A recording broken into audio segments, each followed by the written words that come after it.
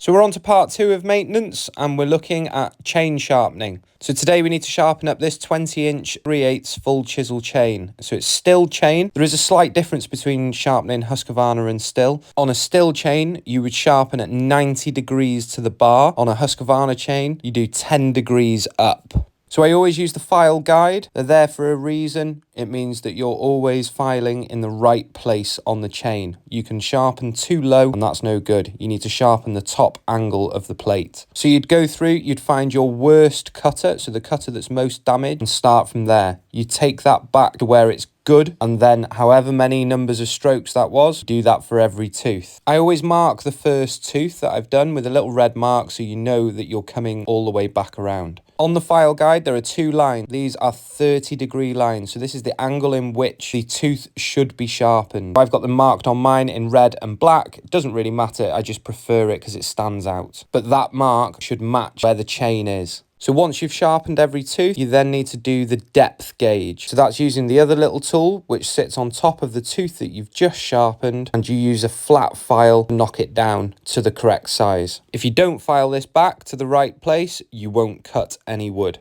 Another type of file I quite like using is this 2-in-1 file. So it's doing both the depth gauge and the cutter at the same time. What I would never do is use a bare file like this. You're very unlikely to file in the right place. So always use a guide, whether it be the small one or the 2-in-1. Thanks for watching.